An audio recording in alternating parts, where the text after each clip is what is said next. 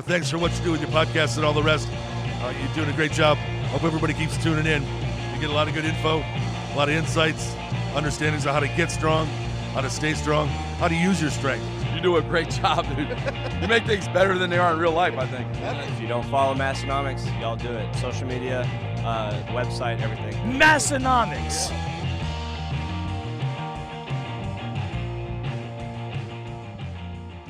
Welcome back, everyone, to episode 276 of the Massenomics podcast, the lifting podcast about nothing, recorded live from Western, Northeast, South Dakota. My name is Tanner. And my name is Tommy. We've been getting a little more rain lately, Tommy. I just want to jump into the weather update right away. It's probably good. We haven't been giving people enough weather updates. Yeah, I know. It's just because it would People be hot have been clamoring. all the time. I haven't been putting them out on our Instagram story enough lately either. It has been raining, though. Yeah. My grass is kind of turning green. Yeah, coming back out of it, isn't it? It is. And also, bonus agronomy update. The rain is really helping the corn and soybeans. It was actually, would you believe that? We're getting borderline to drought conditions. Yeah, disastrous conditions for the corn. It's getting into a critical stage in the growth cycle for the corn plant. Pollination will start relatively soon, and had we not gotten any more rain for that, it could have been real bad where the corn starts to almost not produce an ear. And I think even already at the stages we've gone through, the corn is deciding how many rows of ears it's going to put on it. Yeah, how many rows it's going to have on the ear. And then now obviously still figuring out how long it's going to be too. But okay. I think the corn plant uses like during the high growth stages up to like a 1/10 of inch of rain a day, something like that. So it needs a lot of rain. And we definitely didn't have that earlier. No, when we were getting no rain and also a drought, but no rain, but the part that was killing us was it was like 100 degrees every day. It was very, very hot. Intense heat. So free agronomy update to go along with your weather update. Woo! But the soybean plant can hold off a little longer. They say that, at least in our geography, that in July, corn is made. Mm-hmm. Your beans are made in August. Oh. So you need the August rains can really kick off your soybean yields. Well, I got to pay attention to my August weather now, Tanner. Yes. If you're worried about, if you've got soybeans out there. I was thinking these next 2 weeks would be the real deal breakers, but now I know I got to worry about another month. If you completely threw your crop rotation plan out the window and went straight corn this year, August wouldn't be as big of a deal because corn is made in July, as they say. Knee high by the 4th of July. Yeah, that's actually a very outdated euphemism. Is that a euphemism? Or saying whatever. Yeah. Isn't it like if it's not head high by the 4th of July, you're kind of behind the ball? Like if you're knee high by the 4th of July, it's like, man, that's a terrible stand. Yeah. Maybe it applies to the grass in your yard, maybe. Right. Should probably read an ad, huh? Yeah. Yes. Now that we got everyone caught up. But nice to see the rain. Very good. It's like rain. On your wedding day. Is that ironic? I think, isn't it? No, but is rain on your wedding day actually ironic? No, I don't. Okay, that's one that I feel like people like get wrong. I feel like we've had this exact conversation. Read the ad, 'cause I want to talk about this, actually. I feel like someone maybe that's binged on this will know if we've literally had this exact conversation about. We might have. Okay. All right. I feel like the example. Read. Okay. Go. Just go. Today's episode is brought to you by Fusion Sports Performance Supplements. Do you know what's in your supplements? If you use Fusion Sport Performance Supplements, you always will. Fusion SP prides itself on being fully transparent, never using proprietary blends, and always providing its customers with top quality products. They offer 2 pre-workout options. You got your Super Soldier pre-workout. You got your Mad Titan High Stim pre-workout. Both have great ingredients, improve focus, and get you that much sought-after pump. Both are favorites among strength athletes, and I think it's widely becoming a favorite at Massenomics Gym. I think it's the go-to supplement. Yeah, okay, thank you. It's becoming the go-to supplement at Massenomics Gym.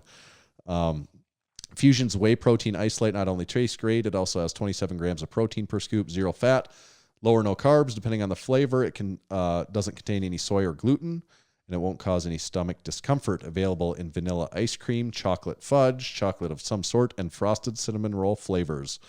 You can go to fusionsp.net and check out everything they got. Use our discount code MASS, M-A-S-S, all caps. It'll save you either 20 or 30% off. I don't know. Either way is not bad. 20 is still pretty good. 30 is even better. Of some sort. Right? Yeah, it's like chocolate of some sort. Our code will save you a percentage of some sort at fusionsp.net. Thanks, Fusion SP. Thank you. So the ironic thing, I think people do mix up ironic a lot because, like an example is someone's terrified of going on airplanes. They finally go on an airplane, it gets in a crash and they die. People go, isn't that ironic? He was always afraid of them. And then when he went on, it's like, no, that's just what he was actually afraid of happened. Right. What would be like ironic is you're afraid of airplanes, so you avoid them. One day you're walking down the street, an airplane crashes on you and kills you. That would be ironic, right? That would be more, I do There's think that irony would be there now. ironic. I think you can make a case for the song that none of it is ironic. It's just like shitty things happen. It's just like, the shitty thing could happen, and then it did. Like, right? That's not really ironic. Right. But I would like for a Massenomics historian to let us know if we've already had this exact conversation before, because I think we might have. It would not. It would not surprise me. The one I wonder, and also maybe this takes a linguistics expert to really know the details of this, but the 10,000 spoons when all you need is a knife. What's that? That's in the song. Oh, it is. Yeah. Okay. It's like 10,000 spoons when all you need is a knife. It's a free ride when you've already paid. Some good advice that you just didn't take. See, I don't know what word's good enough at all. Good advice that you just didn't take. Yeah, that's not ironic. You did the wrong thing. Like, a free ride when you've already paid. I don't think that's ironic. No, the one that I always wonder about is 10,000 spoons when all you need is a knife, because the number of spoons, it's like, damn, I've got 10,000 spoons. It's excessive. But I still don't know if that's ironic by definition or not. Someone probably knows that. Wow. It's just be like, why do you have 10,000 spoons? Yeah, that doesn't make any sense. No. Well, now that we got to the bottom of irony, Tanner. Yes. And Alanis Morissette. Tanner, did you do some golfing this past week? Did a little golfing, boys. I'm curious how your golfing excursion went.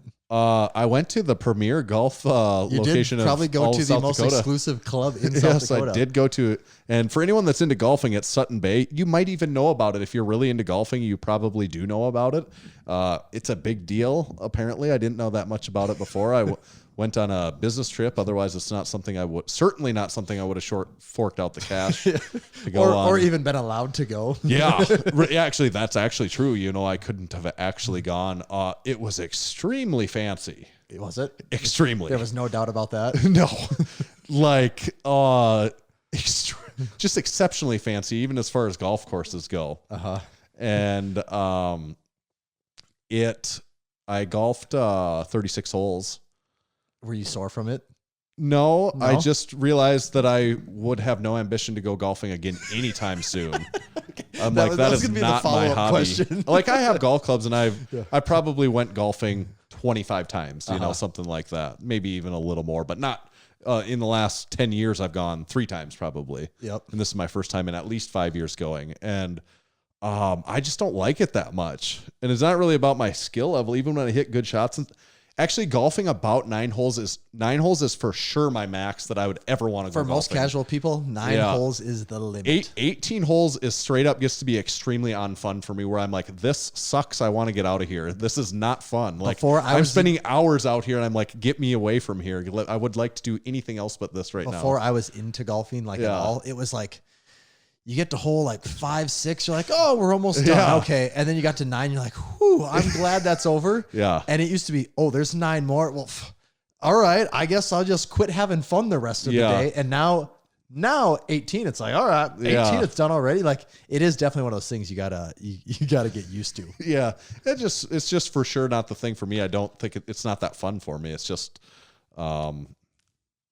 it's just not that fun. There's days it's not that fun for me either, Tanner. Yeah, and even when I hit good shots and stuff, like on hole 1 and 2, it was fun. But that's just my biggest thing. Like, after a few, I'm like, oh, I don't care. Like, let's just wrap it up. And then I don't like. There's people in front of you that are going slow. There's people behind you that are waiting for you. That will kill a day in a hurry when the pacing's all messed up. Yeah, I don't like that. And I don't really like, this is an extreme example, but I don't like how snooty a lot of the people are. Like this course, of course, but I've been on to public golf courses here in Aberdeen, South Dakota, that I'm like, you're not that cool. Do you know where we're at? Yeah, I'm like, you're just golfing, and you're maybe like a little better than some of the other people here. And in the grand scheme, you're still probably not that good. Yeah. I'm like, No one's really that good at golf. That's what I did pick up on that because I golf with quite a few people that actually golf a lot. And I'm like, the difference between you and I is like I'm hitting a good shot every third time and you're hitting a good shot every other time. You know, like 2 out of 3 times. That is where you learn in a hurry that athleticism like carries across all things because you see some people just don't have it at all. Like some people can hit the ball, but man, it looks uncomfortable and you don't know how. It's like, I guess just 30 or 40 years of terrible swings are now ingrained into your body. So you can do that because that looks like work doing whatever you're doing over there. But there's certain like that's a hard game. There's no doubt about that too. Like you would very technical. That's for sure. But I guess I did like getting to go because it's like I got to go on the super. It's rated like nationally in like all of golf courses, and a lot of the members there are not from South Dakota. That's. Makes sense. You know, there was. was. I mean, it doesn't make sense, but at the same time, it does because in the middle of South Dakota, there's also not really a market for that. But did you also mention you got some massages, Tanner? Did that happen? I didn't end up doing that because I went golfing more. Okay. Just because I was curious if you had. As you can tell how much I was loving the golf, I was like, I'll just golf some more. I could have. The timing was just weird, and I'm like, I'm going to be like borderline late for supper, and but we were on this resort. The food was. Exquisite. Also, like, were the portions okay too? The that's portions, usually what you usually it's like do you want quality or portions? No, it was both. It was like we had like a variety of way that we were. I mean, this place was very fancy. Like, there would be the place you'd go out to eat one meal for supper, like on a date, and you'd be like, "Well, that was cool. I'm glad we came here. I'm glad we crossed Certainly that one not off coming the list. back here like soon because maybe like next year we'll come here and eat again because I don't want to drop hundreds of dollars on a meal. And it's like that for every meal, and good portions and stuff too. So, and like some of them were served like family style, but in a very extremely fancy family style. There's a fancy way of doing family style. They figured it out. Oh, yeah, impressive. Yeah, so it was cool. It was cool. Very cool. But I did like the golfing just to get to say that I did it there. But it's like, if I'm talking to someone that's really interested in golf, I can say, but have you? The other thing though, like the rough, there's no trees there whatsoever. The fairway and greens, of course, very nice. Also, we know by this point I'm not an avid golfer, but the golf course, I'm like, it's a golf course. Like, I don't know what makes this one better than any other one. But the interesting part, the rough is all knee-high prairie grass, and there's a lot of rattlesnakes there. Really? Yes, like they killed like a 4-foot rattlesnake while we were there, and like when we were on the patio and stuff, there was a couple bull snakes that came, like large bull snakes that came. That would ruin it for me. When the balls go in the grass, you don't go get them. Oh. Because there are rattlesnakes in there. Oof, that would like almost be a deal breaker. And the carts are really nice. They all have like digital screens and stuff. And like when you're going by certain areas, it'll say like caution rattlesnakes. Like don't go in like the grass. The rattlesnake X-scene sign. Yes. Damn. Yeah. Ooh, I don't like that. They killed a real big one when we were there too. And I'm like, because the first round I was going with some people and they were kind of going in the grass in the rough. Also, you don't have to hit it on the. So there it's like I lost a lot of balls because you don't hit it in the fairway. Like you either have a good shot or you don't get to play. Yeah, right. So that one's and it's not like where it's just in the trees where you're like, I'll go grab it quick and kick it out here. You know, it's like, oh no, that's in. Yeah, that's the snakes. Yeah, it's in a pile of rattlesnake eggs. Yeah, that's enough about my golf game. Well, we are very educated on that now, Tanner. We're in a real in-between time as far as ads go. We're going to read an ad right now because I don't want to... Actually, you know what? Before I read that ad, this is not a what's in the can, but we do need a can because we've been talking so much. We got to keep our... It's a very fresh, lemony beverage. And I do have to say, I've had multiple people in like the last 2 weeks message me some what look like delicious-looking cans and ones that I would love to surprise you with, Tanner, but... We can't get them I've done some research and I can't seem to round them up. Are they regional? Well... For the most part, I believe what they're showing me. They all, to me, look like national brands or brands I'm familiar with, but we just don't always have the biggest selection. Maybe they can't source those essences locally in order to get us those flavors. Maybe they're seasonal. There's an essence shortage. Maybe it's the season. Our season is an in season over here. True. So I might have to start Venmoing some people some money to get these special deliveries.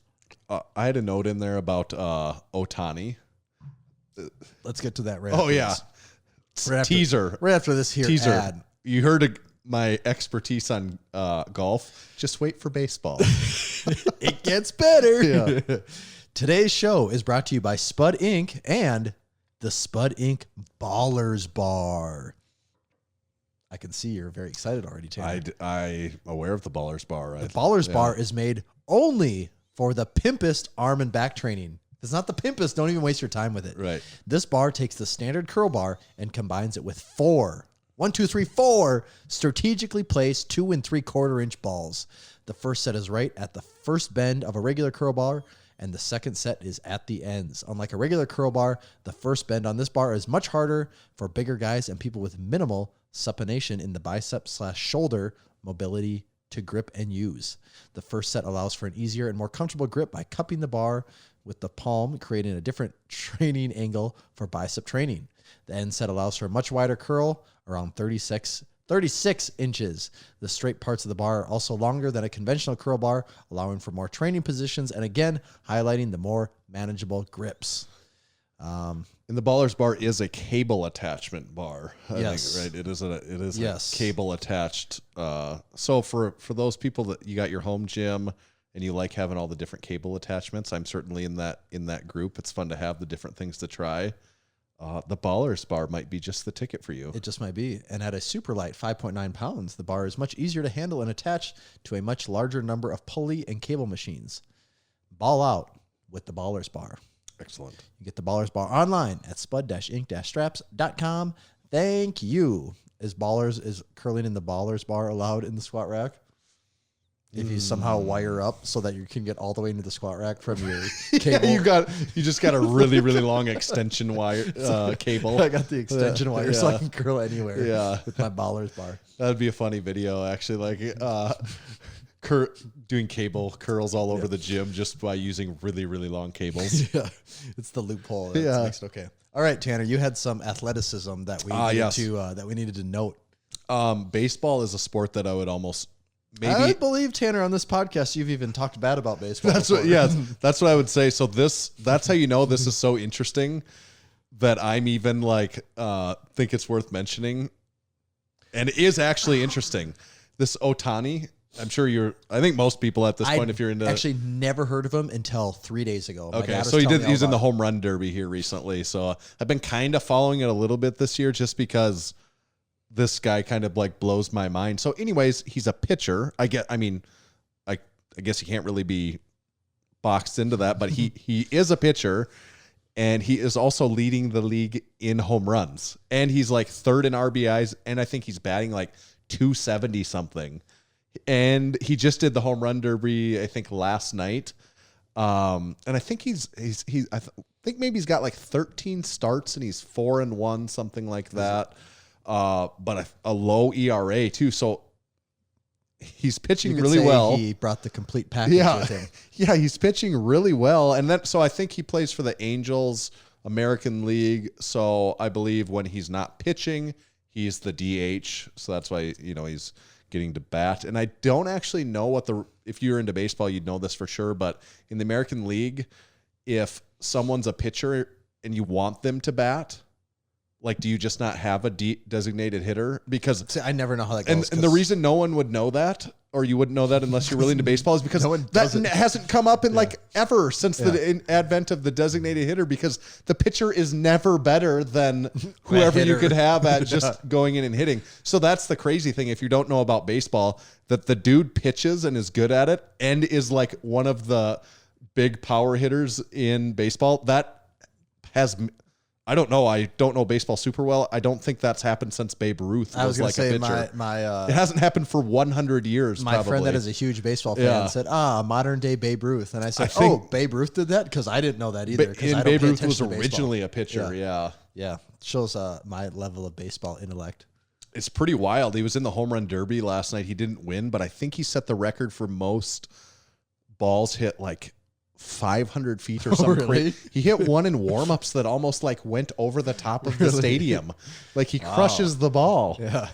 And he's not like a huge guy either, is he? I think he's decent sized, but not, he's not, I don't know what is, he didn't look small, but I think he throws in the 90s, low 90s, which for today's baseball, I don't think is super fast, but it's probably fast enough with maybe some good other stuff or control that he can pitch well with it. But it's pretty insane. Like, it doesn't happen. I mean, I think it kind of is the first time in 100 years that there's been someone like this, and the game is considerably different. Yeah, right. And the sample size isn't very big yet, so it's like maybe people figure him out, and then he's like all of a sudden easy to strike out. I think when there's something about baseball when you first come in, maybe people don't have the beat on you yet. Right. So that's because he's been around like 3 years, hasn't he? But there's been some injury or something. Yeah, I think something. And I don't know a lot, but it just stuck out to me as pretty insane because it's hard to compare it to a sport like football because football requires so much also just like cardiovascular. But it's like if you're one of the best quarterbacks in the league, and you're also a Pro Bowl free safety. Like that wouldn't happen. Like with the specialization of the sport, it is laughable. But I think we don't know baseball as well, but I think it's equally as laughable to be like, he's one of the better pitchers, and he's also like the best home run hitter in the league. Doesn't make any It'd be sense. like, what? No, that doesn't happen. Yeah, they messed up that stat line. Yeah, right. That's not right. So that's our baseball news for the next 5 years. Yeah, I wasn't aware of this guy until this weekend, and this has been the first thing in many, many years that's made me think I should check out a baseball game. I agree. That is the first thing I can, since like Barry Bonds, that I've thought, baseball, that's interesting. Or outside of being like, hey, we're going to make a trip to go to the cities and watch the Twins play so I can drink a bunch of beer. Well, and I think going to the baseball's the sideshow, though, at that point. Yeah, right. I think going to baseball stadiums is really fun and cool. Any pro stadiums. Exactly. All right, Tanner, we were recently featured in Western Northeast South Dakota's premier newspaper to much praise. Premier and would you say premier and only? Yes, maybe I would say that part. You don't have to add that though. Yeah, we'll leave that part out. But the rave reviews are in, and people love our article. So yeah, we this is something that the newspaper asked us if they could do a little article on us, and we said, hells yeah, we can do a little article on it. You mean sit around and talk about Massenomics? We can't do that. And I believe originally it was, we can talk about your podcast. It's like, no. There's way more to talk about here. Yeah. And it was funny because I don't regularly talk to the paper. I don't think you do either, Tanner. Definitely do not. And so we met the reporter at a coffee shop, and he basically set his recorder down and asked us one question, and we probably talked for 35 minutes. He asked us one more question. We probably talked another 30 minutes. And he probably asked us 3 more quick questions. And then he said, all right, thanks, guys. And at that point, we had talked for an hour and 20 minutes probably, and the guy asked 5 questions. And then I'm just thinking in my head, good luck getting all that back on paper. Yeah. And it ended up being a pretty large newspaper article, I think. Oh, it kind of had a full page. And it felt like that was like, the first 10 minutes of what we talked about. Because we talked about so much. It's like, explain Massenomics. Like, where to start, dude? Like, do you want the last year? Do you want the whole story? Do you want the way it's evolved? Like, what? There's so much there. I think he did. It's a very hard thing to put into a little newspaper story. I would hate to have that job. Yeah, that would not be a fun thing to try and condense the Massenomics story. So what was it? Big Trent? Was that Big Trent? Yeah, Big Trent. And we had a nice couple big pictures in there. Yeah, we had a couple big photos. Like a half-page photo in there. Next to the, we were in the community business section. Yeah. I liked, I believe Mr. Chris Hornick said, why didn't they put you guys next to the investing section? But I did say they put us in the lottery section, so it's all good there. But yeah, it was fun getting to talk about it. I had a few people compliment me on the article before we were told it was going to be on Friday. Yeah. And so I didn't know for sure if that would happen. I don't know how deadlines get pushed around or whatever, but it was Friday morning. I did not have the paper, and I had several people either message me or I saw a few people in person that said, nice article. So I knew it was out there, and it's cool. Let a few more people find out about it. Yeah, it was good. And the best part is we really got to stick it to Aberdeen Magazine. It is really funny when people still make the memes about that. Like, dude, and tag Aberdeen Magazine. It is hilarious because like people are like holding the grudge better than we ever could. And it's the whole people never forget thing. And They won't let it die, which And is it's always absolutely fun hilarious. to think what Aberdeen Magazine is thinking when they get all these Like, tags from these why random are we people getting on tagged? Instagram. Our social media account's very active all of a Yeah, sudden. it's What's like, going on what here? is this stuff? Yeah. Other highlights of the article. The guy did get the story mostly right, so he did a pretty good job writing it. The part that I really did enjoy was him trying to explain what a meme was, which he probably did actually give the definition of what a meme was. Oh, I would guess so. But if you don't know what a meme is, the definition didn't help at all. That's like it's true. like how I would explain a meme. You know, like when people have like those dumb pictures on the internet and there's words on them. That's what I would say, and people would be like, "Yeah, I get what you're saying, but I also don't get what that is either." Right. Yeah, like thinking like the audience, the typical audience that's reading the newspaper, like Oh yeah, when you got to assume like the average subscriber is maybe 45, like maybe. that's yeah. If not in the 50s. Yeah. All right, it's a business that has memes. They're on Instagram and they have a podcast. They're like Every old what? person has to assume, well, this isn't a business. Yeah, this is all make believe. Well, and also like, what are those words you just said? Yeah. None of those words are actually English, are they? Yeah. They're not in the dictionary. I don't know what they're talking about. This whole thing's pretend. Yes. But it was cool. Yeah, we're famous now. We're famous. Tanner, also this week, we were just talking about this before the show. There's been some activity on the Massenomics Instagram page that's I've really enjoyed lately. And I'm trying to think of where I could really say. Okay, I don't know if we mention this last week, the Snatch and Snacks. I don't think so. I don't think we brought that up. That's worth mentioning. This one was really good from July 5th. Big Nate. Big Nate put this together, and it's Tanner and Tommy. I want to at Snatch and Snacks commission video. The Massenomics interns say, no, we have at Snatch and Snacks commission video at home. And then it's the at Snatch and Snacks commissioned video at home.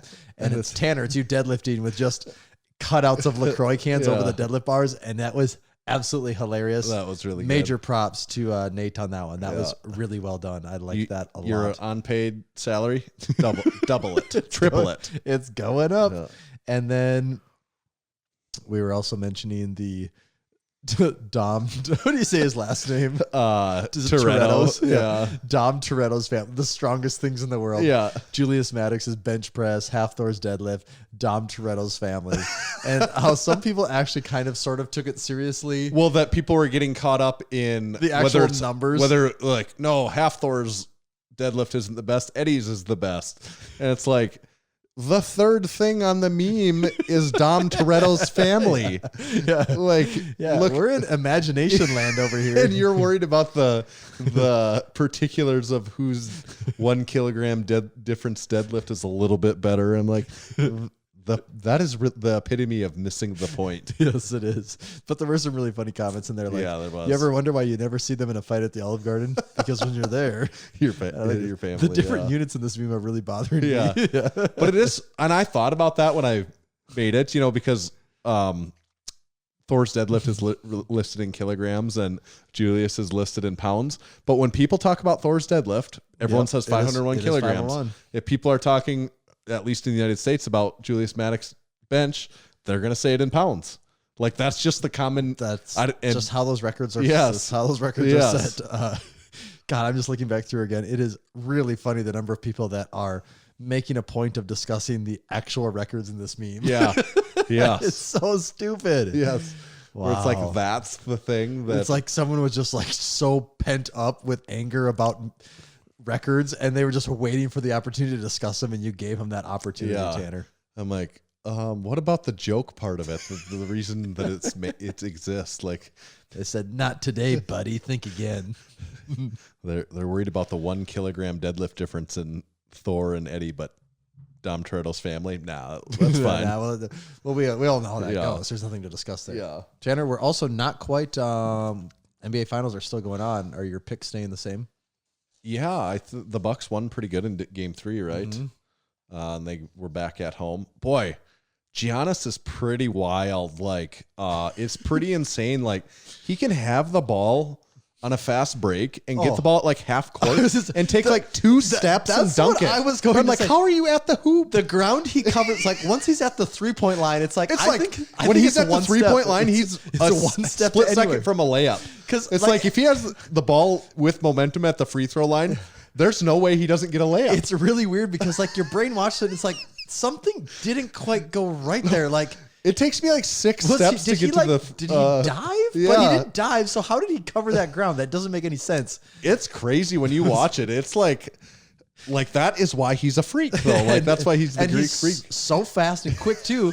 It's like it just doesn't make sense that that guy can be that quick. Because I'm like, also that's the thing that I love when people complain about the NBA. Oh, no one plays defense. Like, what do you play defense on that? Like, what do you do where you're not just gonna? I don't think anyone can. I don't think that's defendable. Where you're not gonna just either just straight up foul every time or just let him blow. Like, what do you do? I don't understand that part.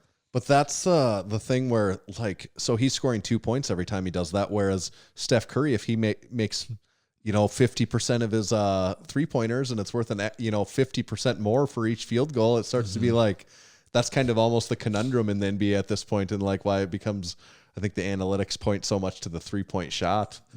But it just like from a physical, like insane, like it almost doesn't make sense if you slow it down and watch. You're like, how did he get there? Because I've stepped on a basketball court before. It takes a lot of the steps. Proportions are off here. It takes many steps to go from the 3-point line to a layup. Well, for the rest of us, it Yes, does. right. For us normies.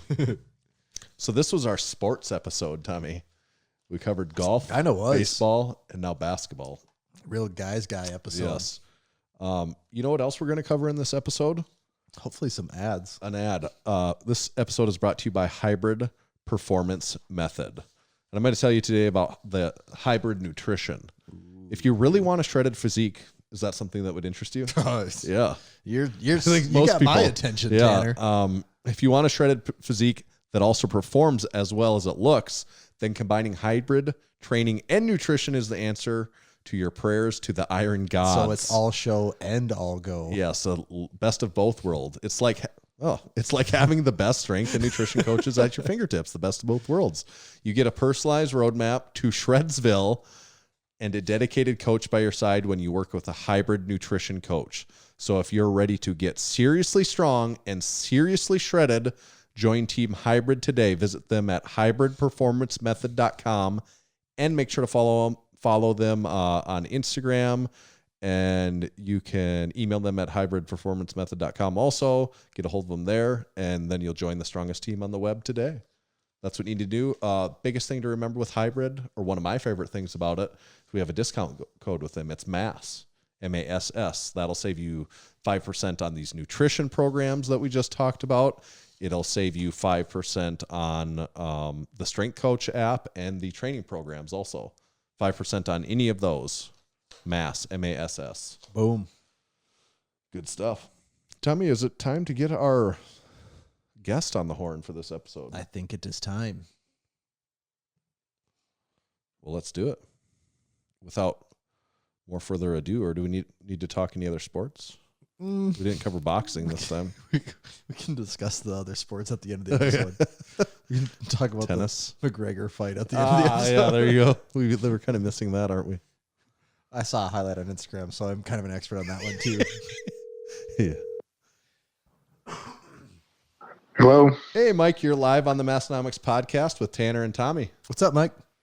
What's up, guys? Hey, we're excited to get you on here. I'm not sure how familiar you are with Massenomics or not. I'm going to assume you're not all that familiar, so I'll just tell you we're going to have a few questions for you and probably kind of try to have a little bit of a silly goose time. And our goal is to, at the end of this, maybe you say to yourself, well, those guys asked me a couple questions that I haven't been asked in a podcast interview before. Well, I really don't like where this is going. I'm not a silly goose. I hate geese. I hate silliness. I hate the combination. So this is going to be terrible. Good. We got a challenge on our hands. Yes, we got a challenge. How many podcasts would you estimate that you've been on as a guest? Over 50. Yeah. That's not appearances. That's actual unique podcasts. Right. Yeah, I think that's all of them. That means. I did notice though that you've been a guest on a lot of podcasts. You're like one of the go-to guys. Like if you got a podcast, you need to get Big Mike on as a guest, I think. And I'm easy. I'm really easy. And I don't just mean podcasts. I mean in many other ways. Fill in the blanks. Utilize that in whatever way you see fit. Oh, yes. Fit is the operative term. Yes. So are you, with Renaissance Periodization, are you a co-founder? Is that your right title there? Or Correct. one of your titles? Okay. So how long has that been around then? I mean, you were there at the beginning apparently when you founded. So that's what my psychiatrist tells me. I think we started in like 20, don't quote me, 2013, I think, or something like that. So it must be like pushing the 8-year mark at some point. My co-founder, Mr. Nick Shaw, he would know for sure, but it's like 8 years or something. Okay. And I think we were kind of talking about it earlier, Tommy and I, certainly recognized as one of the premier nutrition coaching outlets in all of the sports that we're familiar with.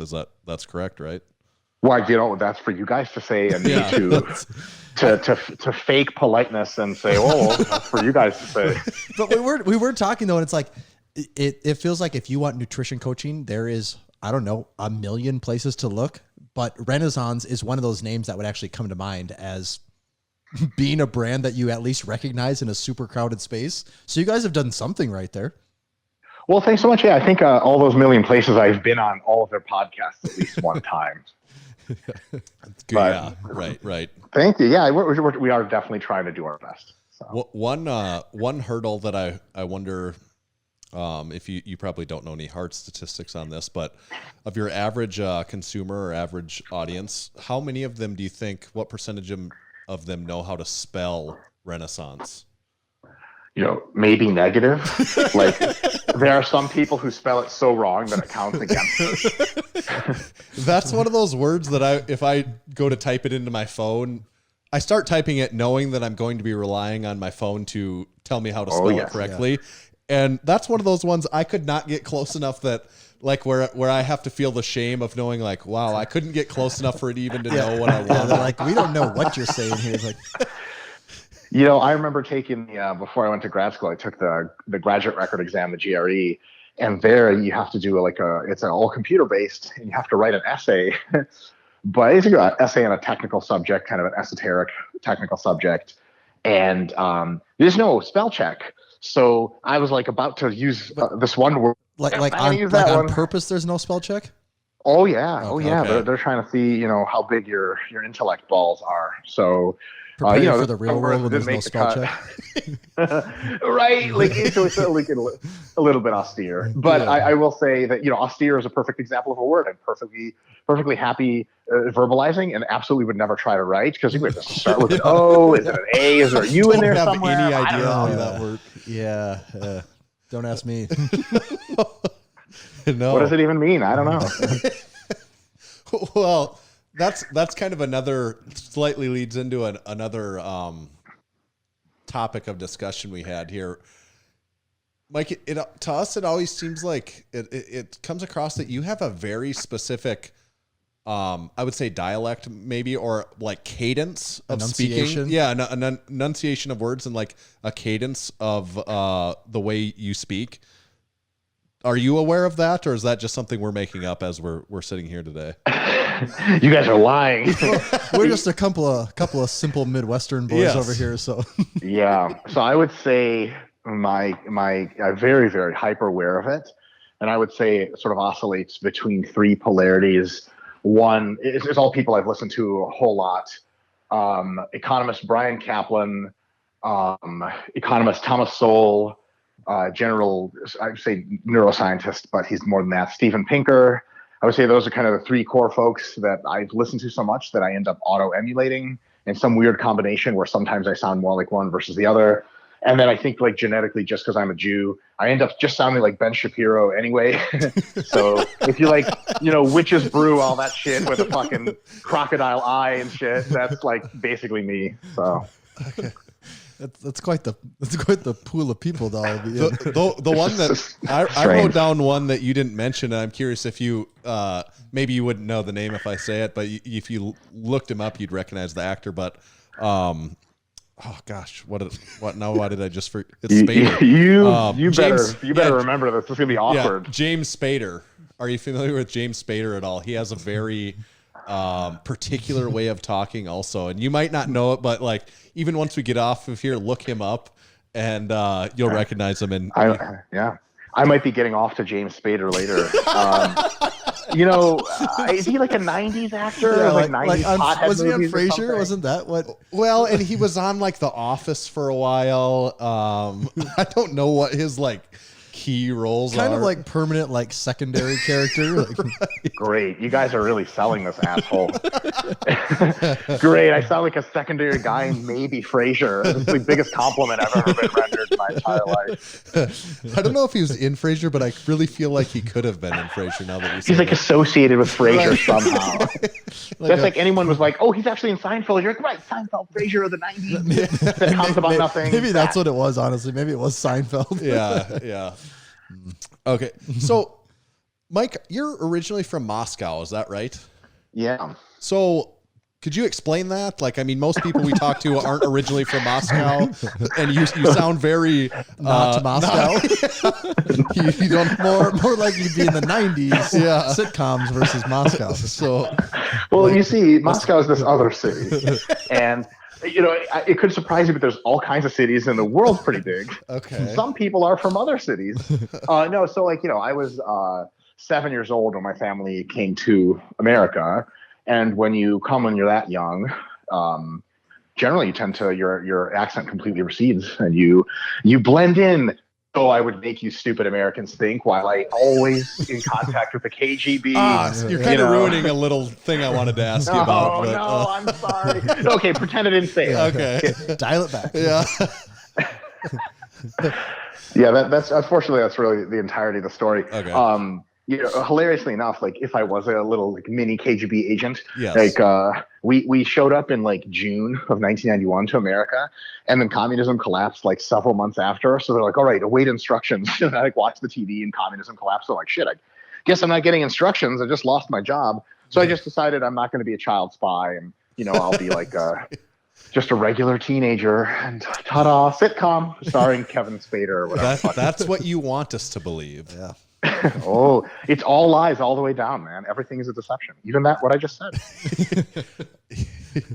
Yes, I like that. I do have some real time follow up for us though. That Okay. James Spader was in both an episode of Frasier and Seinfeld, so he really Did have span the 90s covered. If he was in Friends, Wow. then we're really like he might be. I didn't look Yeah. that far ahead. He actually looks more like Ross from Friends than Ross from Friends. Have you guys ever seen that meme where it's Nicolas Cage's face superimposed on Ross from Friends? And he actually looks more like Ross than Ross does. You can't unsee it. No, but I do like that, and you do have an affinity for memes. You post many good memes, and like that's it.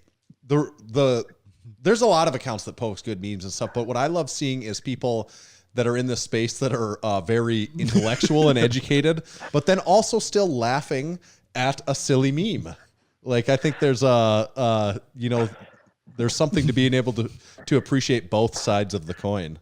I'll tell you guys straight up. So first of all, I have to post shit that I think is really funny. I'm not going to not post it. And also, people make such funny shit. I want to give them credit. Like, there's this guy in, like, I think Vancouver, Canada. His account is physical memes. Yes, we were just talking about that. Yep. Why doesn't he have 1 million followers? And I'm like trying my goddamn best to just give him as many followers as possible because it's fucking hilarious. I'm sorry, I'm allowed to swear, right? Is that Yes. okay? Yeah. Okay, sweet. That would have been awkward if you said that, really. But like, it's not that I'm trying. Like, I'll post a meme to get more likes. I don't give a shit about likes and mostly about memes. But like, I should find shit that's funny. The thing is, my friends are all like real huge pieces of shit. So most of the memes that I get sent, I cannot post and still have Renaissance Periodization exist as a company the next day. So.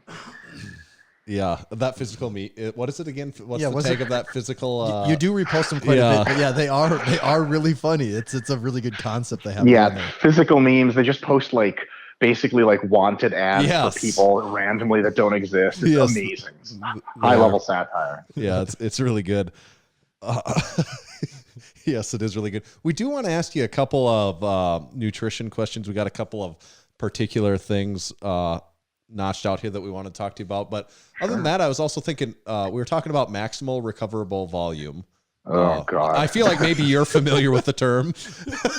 Yeah, the horse that we used to beat is like decomposed by this point. It's just like a smudge in the ground. Well, so we had Coach Mike Tashir on a few weeks ago, and of course we had to talk to him about RPE, obviously. And I had a question for him if he uses RPE, if he ever relates that to things in just his regular life outside of training. Like the good example is going to take a shit. How was it? Was it a 10? You don't want to do a 10. Right. That's not good for anyone. Right. Yeah. And that's like Morpheus getting interrogated in the first Matrix type of shit. Right. Everything's just really wet. It's like all these people around you. Yeah, your eyes are rolled in the back of your head. You're not really sure what's real and what's not. You can hear a helicopter. There's gunfire in the distance. Sunday morning. Can you use maximal recoverable volume in a similar way where is that relatable to other things outside of training purposes? God, yes. Let's just take a not so controversial example of masturbation. Right. Ideally you want to be jacking off all the time, but it turns out your body is made of physical tissues that have to recover, and there's a certain volume after which at first a little bit of pain is kind of hot, and then it's only pain, and then the doctor really shames you for why are you here with a broken dick.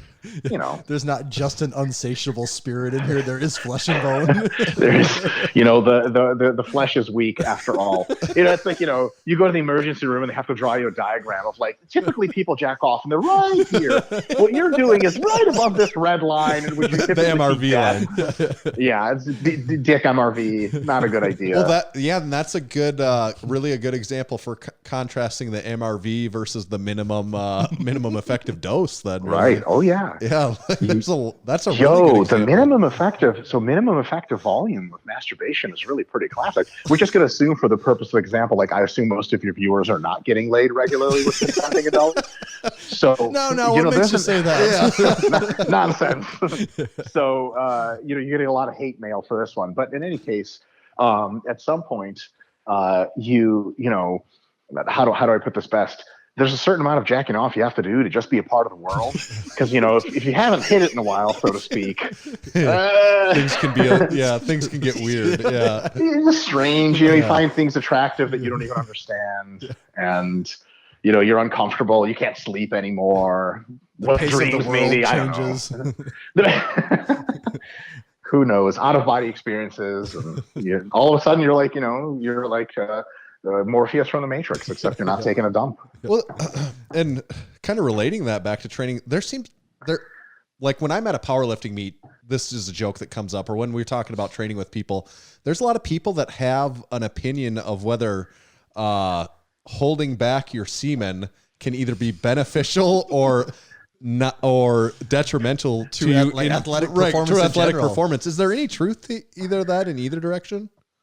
So the research on it, I would say, is a combination of inconclusive and incredibly poorly conducted. Okay. A lot of it is based on self-report, which, come on. I'd like to get in there and help with some of that research.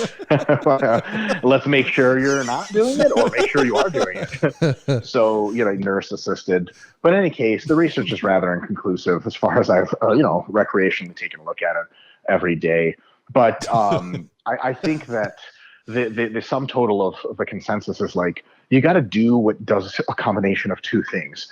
One, doesn't make you so irritable and so kind of alert that you lose sleep, literal actual sleep coming up before a meet, and also something that lets you have a little bit of that oomph, that shit down there in the tank. If I haven't hit it for a few days, I'm grabbing something. It's going to be a barbell. That's fine. Yeah. Usually, I would prefer it be my own cock, but a barbell is way wider and thicker.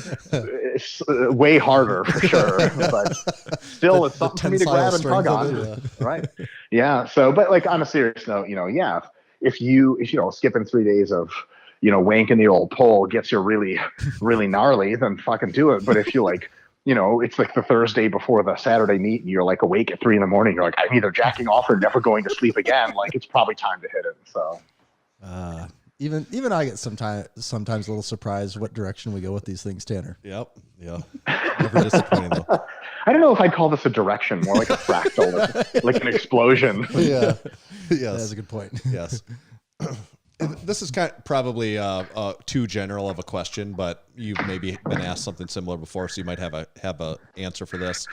We have a lot of people that are into powerlifting that listen to us. I'd say predominantly some strongman, that sort of thing. Is there one nutrition mistake or a super common mistake, I guess, amongst the powerlifting crowd as it relates to nutrition that you see most commonly? Yeah. There's powerlifters eating like 400 and 500 grams of protein per day because it's basically copying bodybuilders. And I remember seeing an article, and Jesus, this dates my dumb old ass a lot, but it was like Powerlifting USA magazine, which I assume you need a fucking time machine now to go read. But Yes. I hope. But there was an article, like one of the guys who was programming nutrition for a lot of the top equipped powerlifters who, by the way, as you probably remember, were doing very little volume anyway. And he's like, he's got 250-pound guys eating 450 grams of protein a day. And I'm just like, and he's like, it's for recovery. And I'm like, recovery of what? You do 3 working sets a fucking hour, right? Like you're like tendon recovery. It's just like, so I would say if you're a powerlifter, especially, and under any circumstances, you're eating more than a gram per pound of protein per day. Sure, you can eat it. It's not unsafe, but like you could make your life a lot more fun by eating more carbohydrates and fats and just stick to a gram per pound, even a bit less of protein. And also you don't have to, like have really, really interesting shits. Yeah. There's that whole Added bathroom perk, thing. yeah. Life gets a little easier. Oh yeah. Yeah, I think that makes a lot of sense. Okay, Mike, we're from, we always explain it as Western, Northeast, South Dakota. That's where we're located. And we're in the corner of South Dakota, close to Minnesota and close to North Dakota. So Western, Northeast, South Dakota. If you go around the compass, start at west, go around, end with South Dakota. That's where we're at. We're big. We're on the western edge of the Corn Belt. Okay. Agriculture is very big where we're at. It's the primary industry that almost, at least indirectly, drives almost everything, at least from our small communities here. Corn and soybeans are the primary crops, along with. This is like the economics part of the podcast, right? Yeah. And by the way, just for record, we almost never get to the economics part. We're almost 300 episodes in, and we're still trying to get to that only. part. Yeah. Just for the record, only if you live in a dog shit place like North Dakota do you have to specify where. You're like, but it's the really good part. Like, no, it's not. North Dakota sucks. No, we never use the word good. We We just specify. I just like to be very there are no specific. special parts. It's not even necessarily good. It's just a part of it. North Dakota doesn't have good and bad. Yeah.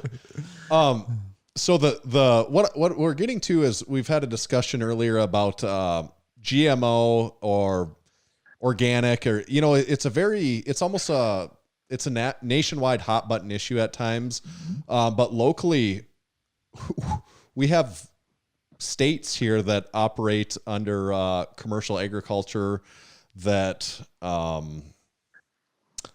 do not that do utilize GMO practices and non-organic practices heavily and rely on that, and it's kind of what makes our industry go around, and kind of what I would believe makes it so there's enough of corn and soybeans to go to in the world to go to the next part of the food chain and go down the line. But anyways, we're just wondering from a nutrition point. We don't really know. I don't know if you have have spoken on this much or have a big background in this, but just wondering nutritionally, is there a reason that people are worried about consuming products that are deemed GMO? Like, I mean, is there nutritional reasons that people shouldn't be eating those? No. Okay. No. Okay. That's kind of what I wanted to. Next question. Yes. There is a good sociological reason. You want to make sure other people think you're fucking hoity-toity and you're fucking better than everyone and you're wealthy and pure and it's nonsense. No one has ever arrived at thinking GMOs or I was going to say inorganic foods, but that means they lack carbon, which is a bit of a stretch. Foods that are not labeled organic. Right. Yeah. The idea that they're bad for your health, no one's ever arrived to that based purely on literature or any kind of inferential understanding. It's purely emotive. I honestly think humans are just genetically prone to commit the argument from nature fallacy or the naturalistic fallacy, which is, natural good, artificial bad. Yeah. And this is a thing that's pretty common, and it's kind of like ethnocentrism or xenophobia. I think most people are kind of born being like a little bit of like, my team's better than the other team, and they look different, talk different, has to be worse. And they get sort of like educated out of that if they're living in a normal place like America. Like, everyone's cool, judge people who they are. And I think the same thing should be done from a perspective of the naturalistic fallacy. It's like, actually not true to say that artificial things are bad. Natural things are necessarily good. You have to go claim by claim. And look, natural foods have a lot going for them, but genetically modified foods are just accelerating in their development to the point where it's just going to be superior in almost every way to natural foods. I mean, if you're really, really looking for natural foods, you have to go before artificial selection happened in agriculture. And like what you would consider a grape today is like some piece of shit thing that starts as a raisin and then dies 2 days later. Yeah. So anyone who's against GMOs is either some combination of hasn't thought it through, or is just, I would say, a perfect example of emoting and confusing that for thinking.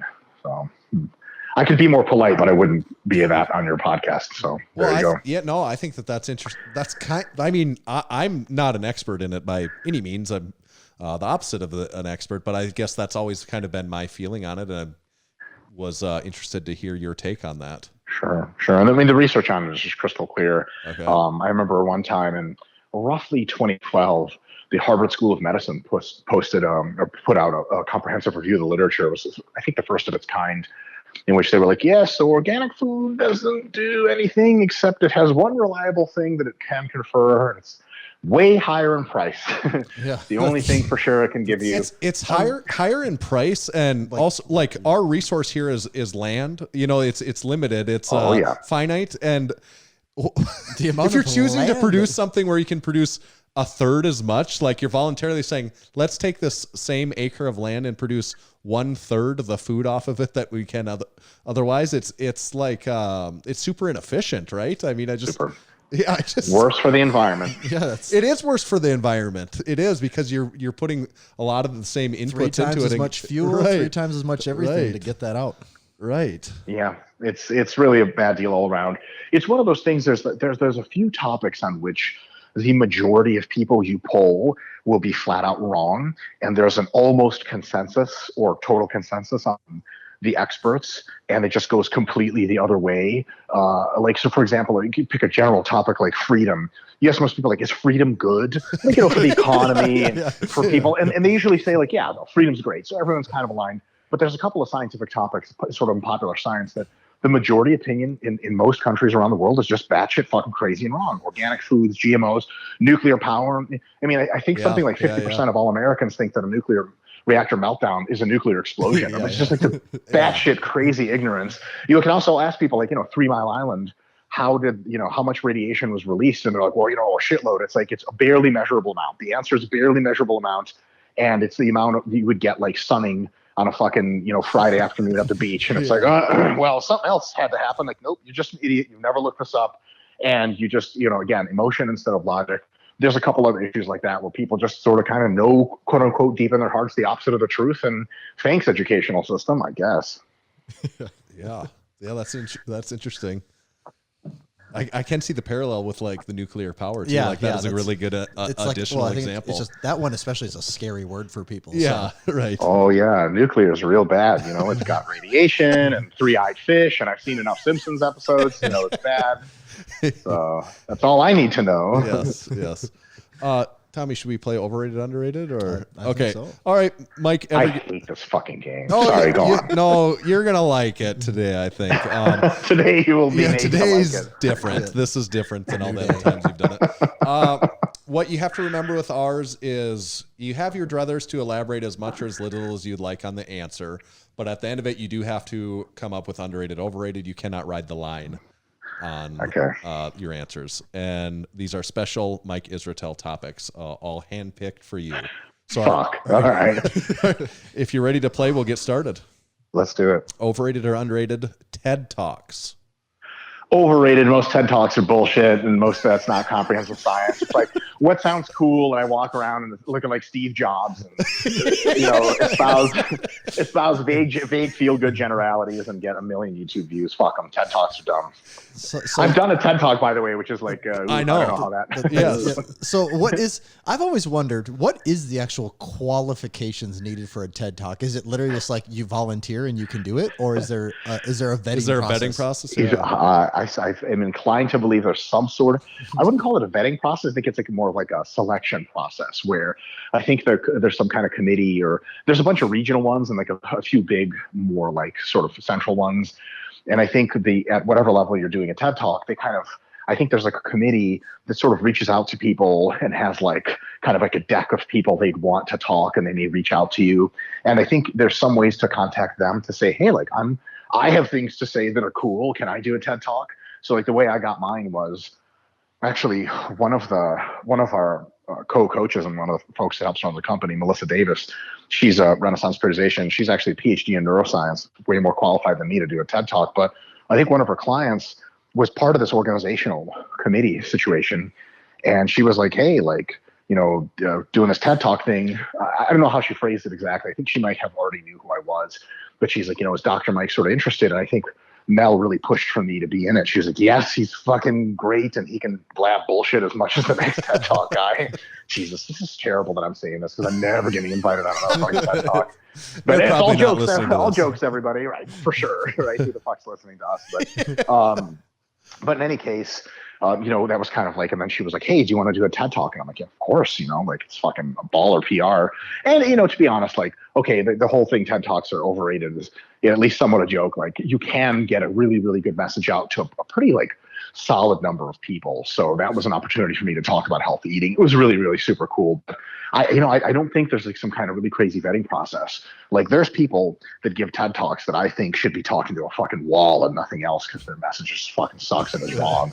But, they get on there and blab their bullshit. Like if you're really passionate about something and you're remotely intelligent, I'm pretty sure there's some chance of you getting on TED Talk because there's been like low carb people and zealots of various kinds. And especially if you have like a really, what they like, a lot of these, this isn't just TED, it's just these kind of big talks in general.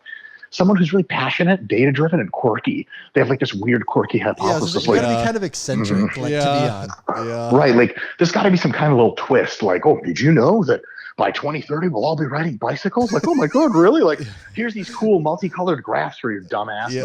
Bicycles going up and cars going down. Like, brilliant. You're Oh, that's so true. But is it just me though, or does it feel like? For me, it felt like peak TED Talk was like, I don't know, early like 2010s to maybe 2015. Like I feel like I would that's when always, I did mine. Okay, I feel like I would always see those things popping around. And then now I don't know if it's just everyone's like over them or tired of them. I'm aware that they still happen, but they just like never really pop up in my radar anymore. So I'll tell you, there's two hypotheses here I can think of at least. One is TED Talks are on decline, or two, your personal YouTube algorithm realized that you only really click on softcore anime porn, and that's just all it shows you now. Come to think of it, that actually makes a lot of sense. Interesting. That does make way more sense. Yeah, almost a painful amount of sense. Other Massenomics viewers also watched. Yeah. All right, that's real good. Overrated or underrated? The triangle choke. Arm triangle or leg triangle? Leg. So can I say appropriately rated? No, you can't. You can't. Good God. I'll just I don't really mean this. I don't mean any of this shit. I would say overrated because part of my game is being so thick and wide that I can pass through a triangle choke. And I love it when people try to triangle me, unless they're really, really technical and really tall, and then they just zap my dumb ass and my whole game falls apart. So I'll say marginally overrated, but if you gave me the right guy, I just like the worst jiu-jitsu player of all time. Okay, that's good. Overrated or underrated? The doctor prefix. Like, I can't say how much more overrated it is. Like, it gives you the most undue expertise, like the perception of expertise. than anything else. The only way to do it better is to do the doctor one and do the suffix after, like Dr. Mike Israetel, PhD. Like, shut the fuck up. One of those was enough. As a matter of fact, 0 of those was enough. So yeah, like if you want to write a quirky book about like the new only eggs diet, Dr. Mike Israetel, PhD, like, okay, this is a scam. You got to bookend it with the letters, right? Oh yeah, all the letters, as many letters as possible. And this is a very stupid question. I'm sure many people know the answer to this, but just thinking about it now, like when and who uses the doctor prefix versus the PhD at the end? Like, I'm guessing somewhere there's rules to this or not. Yo, fuck if I know, man. In some contexts, it's important for people to know what you are. So, for example, like if you run a medical office, like if you're a DDS or whatever, which is like dentist, doctor of dentistry, I don't want to show up to you with a broken leg. So you're a doctor, right? You're like, well, I'm not that kind of doctor. But I will say on that note, I've always wanted to be on a plane. Is there a doctor? Yeah. No. And I like show up, I run up and they're like, what's wrong with him? I'm like, I don't know, but I'll tell you what, he's not going to be good at sports if he keeps up laying on the ground like this. Like, what the fuck are you? I'm like, oh, I'm a sports physiologist. Sorry. But like hilariously, my wife's an actual doctor, like, the kind that can help you with medicine. And I've been on a plane with her at least once when that happened. And, she sauntered on over. It was like the fucking middle of the night. And I was like, baby, wake up. There's like a person dying or whatever. And she's like, all right. So she walks over and I was like, oh my God, I was a huge fan of the whole moment. I was like, my wife's doing it. And, I'm fucking completely useless. So do you need to be careful though? Like like if you're, is your malpractice insurance well, policy? right. Yeah. It'll be like, someone's going to be upset at you in the back end. Like, yeah, this doctor didn't do what they're supposed to. I'm like, I was just the one doctor on the plane trying to help. That's right. I think legally there's some like the Good Samaritan law, okay. Although I don't know if that applies in the sky or in different nations. If you're on your way to the United States. Yeah, it's like pirate law. Laws, Pirate law. Like, if you're on your way to the UK and then you treat them on the second half of the Atlantic and they fucking die, but you could just immediately off the plane, they just take you straight to jail. I think you have to call parlay and then I'm so glad you brought that up because I was just like driving a few days ago and I was thinking about how much I love the John Wick kitsch, like the weird bullshit underworld where they're like, well, this is a different rule from regular war. This is parlay. I'm like, what the fuck is parlay? I don't even know what that word means. I just want more of it. I want like a secret society underneath the secret society where like they don't do gold coins anymore. They do like purple coins, some crazy shit. It's like every movie's like a deeper wormhole into bullshit. I love it. Yeah. All right. Good stuff. Okay. Last overrated, underrated for you here. This one's worth all the marbles. Overrated or underrated? The Russian smile. Underrated because the Russian smile is designed to illustrate one thing and one thing only. Happiness is an illusion that Russians are just not buying into. Happiness is a fake thing Americans pretend they have. Russians know that the world and just life in general is about pain. And the most you could muster is no expression at all, which is the Russian smile. I think that's good. Very well put. Yeah. Are you a connoisseur of vodka at all? Just as long as I'm thinking of stereotypes. Have at it. No, I'm actually terrible at drinking. It's fucking awful. I drink like 2 times a year and I always regret it. I always get like 5 drinks in and I just have a headache and I'm not even buzzed and I'm like, fuck this. Yeah. So vodka is like the shit that tastes the least bad and is mixed with the most shit. It was awful, right? Because I'm Russian. It's just terrible that I'm even saying this, but it's true. I'm not a connoisseur of vodka. I can't tell you anything about it. I know nominally, like Grey Goose is good, and the shit that's made of plastic is bad. That's as far as my knowledge on vodka is concerned. We're in that same part. I think even people like vodka. I think that's the same level of knowledge they have too. Yeah, they just drink more of it more successfully. Yeah, good news, Mike. You passed overrated and underrated with flying colors. As a matter of fact, thank God. Thank God. It's very important. This is harder than my TED Talk. Yes. At least no one questioned me there. That's true, I suppose. Well, you had those graphs and everything, I'm guessing. So. Oh, yes. It just silenced them. They were nonsense graph. You did the bike thing. It didn't mean anything for your speech. But I'm using bikes in this graph so it's more I had a fun. bike as a prop physically with me. They're like, okay. Why is there a unicycle on there? I can't ride it. I'm not qualified to ride it. It's just there. Mike, that kind of brings us towards the end of what we were hoping to talk to you about today. Where do people, if they want to pursue RP or anything else that you've got going on, where does everyone need to find you and everything that you're doing?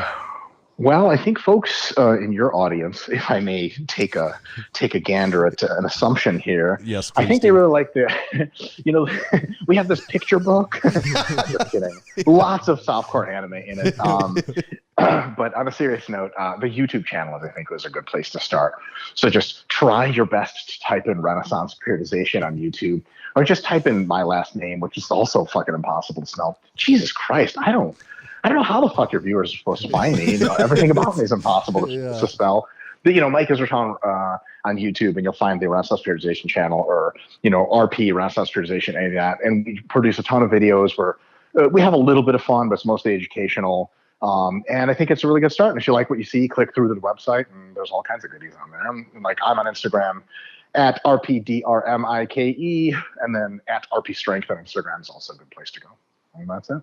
Yeah, you got great content. I'll vouch for you. There's some I was working on Good Mornings a few months ago. I was just getting so annoyed with my Good Mornings. I was just like, these just are not ever feeling like how I think they should feel. Like, I'm not getting out of it what I believe you're supposed to get out of doing a proper Good Morning. And you had a great video out there on, it was 10 minutes long, maybe, on Good Mornings. I watched it and I immediately felt a lot better about what I was doing when I was doing Good Mornings. And that's just one example. Thank you so much. Yeah. My counter to that, I usually when I'm endorsed, I like to counter it to be a piece of shit. Is that he shouldn't be doing a Good Morning with 5 plates on each side? Well, nonsense. You're plenty strong for that. Yeah. Well, no. I was going to take it a little deeper. I think that what you assume a Good Morning is supposed to feel like, maybe that's just what the machines that project the matrix into your mind want you to think what a Good Morning feels like. It might feel like a bench press for all you know. That's deep. That is a lot deeper than so deep. We have this segment called Heavy Thoughts, and I think we just entered a Heavy Thoughts segment. I would say it's deep enough to no longer make any sense. Yes, true. My point being, though, there's really good stuff. Scientific Principles of Strength Training. I love that book. Thank you. I know you're a big part of that, and a lot of good stuff. So we really appreciate having you on, Mike. Thank you for your time. Guys, this has been a true pleasure. Thanks so much for having me on. All right. Thanks a lot, Mike. All right. Take care. Yep. See you, bye. Tommy, what do you give them? Oh, I think we know. Cool beans. Cool beans. And Tanner, I serve those beans up with the max GMO dosage available to That's how you know they're cool. They can't get quite that cool if they're not haven't been genetically modified. They're genetically modified to get colder than freezing allows. Yes. So today's show, like Outcast said, right? Cooler than being cool, ice cold. Today's show is brought to you by The Strength Co. The Strength Co. operates starting strength affiliate gyms out of Southern California. They have a staff of experienced starting strength coaches that know the best way to develop strength through the barbell movements. Grant, the owner of The Strength Co., is a Marine, and he is passionate about obtaining quality American products and labor for all aspects of his business. The Strength Co. makes premium, made in America barbell equipment, including their machined and E-coated plates. These plates are functional, easy to handle, accurate, and made to last a lifetime. The Strength Co. plates have become the go-to choice for all members at Massenomics Gym. Check out their plates and all their other made-in-America equipment online at thestrengthco.com. That's thestrengthco.com. Tanner, talking about TED Talks kind of put my brain on a little walk down memory lane.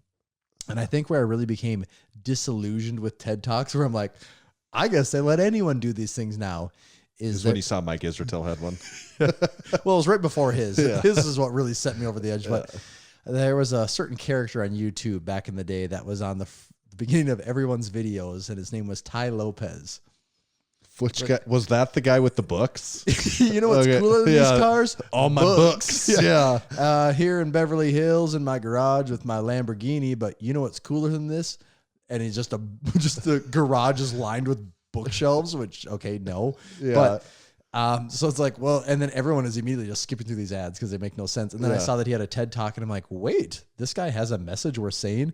And I remember I got I don't know. Was it the books thing? He's like, what's cooler than this TED Talk? Well, he doubled down on the thing that he reads a book every single day. And I'm like, well, that's not physically possible unless this guy's job is literally to read books. So I had to dig in, what is this? Is he a master speed reader? Yeah, right. And it's no, he just skims through chapters and just picks out interesting facts. It's like, well, It's kind of That's not the really point of reading a book, most is it? books, Yeah. like to Right. to skim through and pick things out. And I think I was like maybe 10 minutes into that TED Talk, and I'm like 10 minutes in. This guy still has said nothing. I guess maybe the bar is pretty low for what they allow to be discussed here.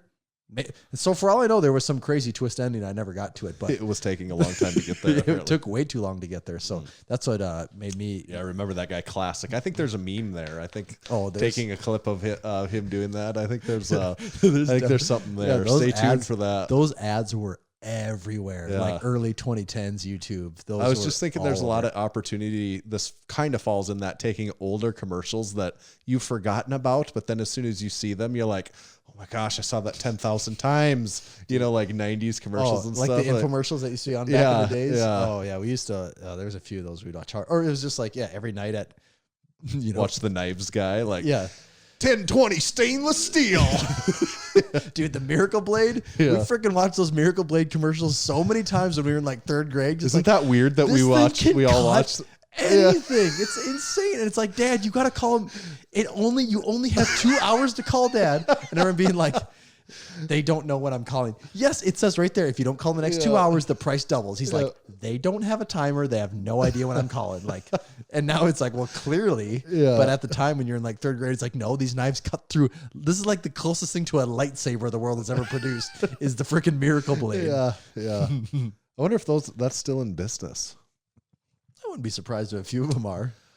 Something I was thinking about that we should touch on is so last week we had on Evan Cardone, and I think most people understood that we like to have a large variety of guests on our show, and we even made see the what's comment going on and with all aspects of the strength world. right. We did get a couple comments, and I was kind of expecting these You gotta comments. And I'm assume not someone like not faulting anyone for saying this, but I just think it's worth stating our reasons why we're doing what we're doing. But a couple people on YouTube, someone said, don't give Cardor, and they say Cardor, which I thought was funny. Don't give Cardor a platform anymore. Like he shouldn't be talking. And then someone else said, get better guests.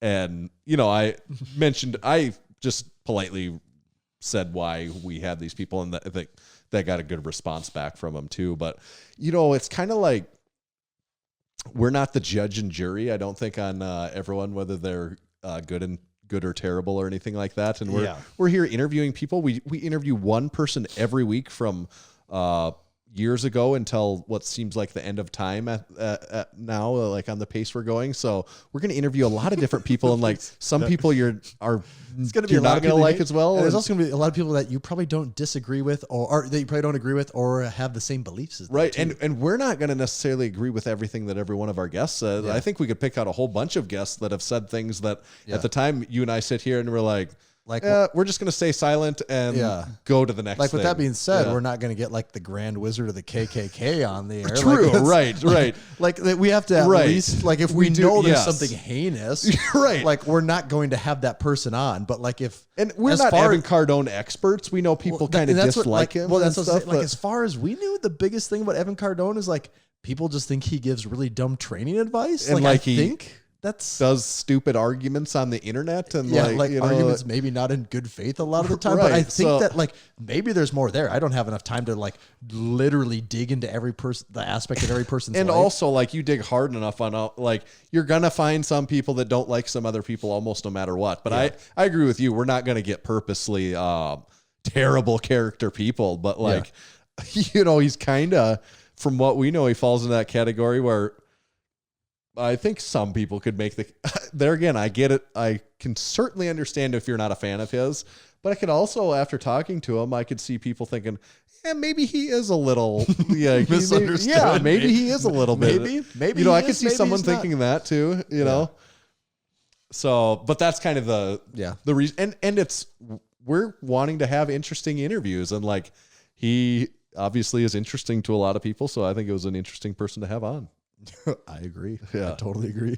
I did not say that we have a whole bunch like that lined up or anything like that, but if something like that came up again, I mean, we're going to have hundreds of people on here. Like at this point, we've probably had 100 guests. We're going to have people that there's probably people that listen to this like, that Mike guy after his GMO spiel, I don't like him anymore. yeah, you know, yeah, the way he talks so profoundly about GMO, like, Right. yeah, screw that guy. right. So that's all I was thinking on that. Yeah, I think that's yeah, and just because we have someone on doesn't mean that we're endorsing every No. single statement they say either. Like it's, I mean, we definitely agree with a lot of things that we have people on that they say, because if we just hated everything someone had to say, like we wouldn't have them on. So Right. like, yeah, we do agree with some things, but yeah, there's totally been people that we have them on the podcast. There's been a lot of people that have said some pretty wild stuff And Tanner, before. you and I don't say anything, and the podcast gets done, and we go, "Oh, baby!" Glad we didn't have to reply to that one. Or Yes, glad we yes. didn't go I down can that certainly road. think of some specific examples. Yeah, they that could really have wanted to been- take us there, and we didn't take the bait, Yeah. so they got to just sit with that. And if you've been a long time listener, you kind of know what we do. And I mean, it's almost humorous to people. If you're a long time listener, you know when we're sitting here and we kind of maybe give each other a look, or we just kind of like there's dead air for a second, and then we just completely There's shift probably a gears. thing we do that we don't even know that Right. we do. That that's, Right. that makes Like, it somewhat obvious. I think we certainly do the thing where we shift, where it's something's been very serious, and we just completely shift So gears. We go, all right, we'll pause, let that breathe for a second. Okay, now we're over here. Yes. So then that won't be the last of that, and it will come up again, I'm sure. That was my note on that. Do you want to hear from another sponsor from today's show, Tommy? Or? Yes, please. Okay. Today's show was brought to you by Texas Power Bars. Ready for Bill and Ted's Excellent Adventure, because we're going to go time hopping here. Buddy Caps first started. I think there's a meme. I'm looking for the phone booth. Open the squeaky door to the phone booth. All right, I think we're both in. I think there's a meme there with like Bill and related to Texas Power Bars and I Bill and think Ted's so. Excellent Adventure. Buddy Caps first started I think of everything in terms of, is it a meme? How can I make this relatable? Yeah. Buddy Caps first started lifting weights in the late 60s and began powerlifting in the mid 70s. At that time, he was Bill and Ted like pop up in the time machine in the 60s. And they're like, oh, there he is. Yeah. Go to set. And there's like, oh, he's got a lathe now. Yeah. Instead of like Isaac Newton and everyone like that, it's just like 5 years later. Yeah. It's just, oh, okay. I guess we're like kind of a week in the future now. At that time, he was working for Image Barbell Building Gym Equipment. Around 1976, a local machine shop started making Olympic bars for them and calling it the Image Bar. In 1977, Image Barbell became Champion Barbell. It was then that Buddy Cap started looking at the bars with an intent of changing them for the better. In 1979, Buddy bought his first lathe to begin addressing the known issues. In 1980, his passion, drive, and purpose now had a greater mission. Buddy set out on his own to make what he believed was the greatest bar he had ever seen and trained with, and the Texas Power Bar was born. It was strong as a house with the best knurling, and it was maintenance-free. Hundreds of state, national, international, and world powerlifting records have been and continue to be set and broken on the Texas Power Bar. To learn more, visit them at texaspowerbars.com. Yeah, have you seen Loki? I haven't. Okay. I'm terrible at actually. You're like the fifth person that's asked me in the last week if I've watched a certain movie, and I just keep thinking I haven't watched a movie in many months. Loki, it's the Marvel. It's the series or whatever. I've only watched a couple episodes. It's like is the only thing I've watched for a while. Oh, it's not an actual movie. It's a series. No, it's a series. Oh, it is. Oh, it's a series on Disney. I assumed it was a movie when I was seeing. No, it's a good series from the couple I've watched, and it's funny because it's also about there's some time elements to it. From I don't know shit about it, but it seems pretty good from the little bit I've seen. Okay. That's like my goal on TV watching is to watch that show, and I'm having a hard time getting there. But there is funny time things, and I can see how parallels to the Buddy Cap story and Loki also. There can all go. Yeah. I'm taking the long detour, Tanner. I said this many episodes ago that I was on Succession, and I took a very long detour, and now I'm back to season 2. So, Okay. because I did see season 3's coming, so I'm like, oh, there's another season. I guess I gotta keep going. My thing with those, with all like Succession, I really like Succession. I get into it and I can watch it and say there's 1 or 2 seasons out and I watch them.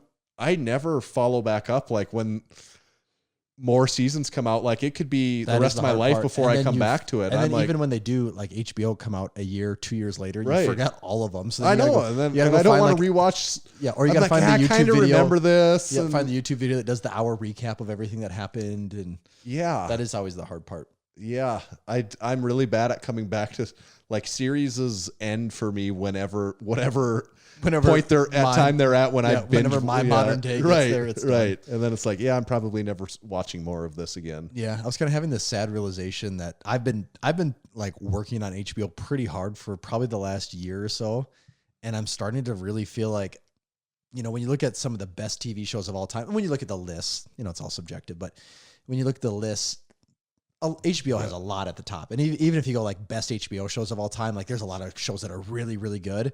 And like for a while, I was like, there's just this whole world that I have to explore. And like, I'm just like chopping down that list more and more every day to the point where it's like, oh, if I say like the best ever, like there's not a whole lot left. It's getting kind of sad. Have you watched Deadwood? So because I loved Deadwood back when it was originally airing. I tried starting that one, and my wife goes, I think this is just one I just can't do. It's really good. And so I did watch the first episode. Horrendous language. Cocksucker. vulgar language. I did watch the first episode, and that was one where she's like, nope, can't do it. And since then, I've basically taken an approach where I just watch shows without you now. So I will get, and then it's only two. Yeah, it's only like two. They like did come out episodes. with a movie like 10 years later, and I was so stoked when the new movie came out too, because it was at the time, you know, kind of my favorite show. Mm-hmm. So that's when I will get back around too. But. From southwestern South Dakota. Yeah, southwestern South Dakota. That's right. Well, I think that's our media recap. Yeah, so we covered sports, we covered media, we covered Mike Israetel and Jack. Oh, we forgot to cover the UFC, Tanner, and all of our expertise in that. That's true. There was a fight this weekend, and Conor McGregor lost, broke his ankle or something. I covered it. Check. He was mad. He said things. He said things to the camera. He had an accent. Yeah. Really strong accent with that guy, isn't there? There can be, yeah. Yeah.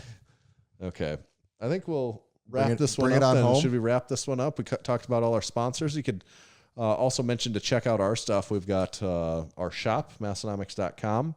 Sell a whole bunch of shirts like both the ones we're wearing here. Tommy's got the Lift Fast tee on. I've got the Massenomics Varsity tee on. This is in our recent release. We've got our other couple shirts in there. We've got some tank tops in there. We've got some sale items. We've got some hats. Don't buy those. We've got the Flex Flask. What am I in 2017? Digging deep on talk those. Talk about timelines.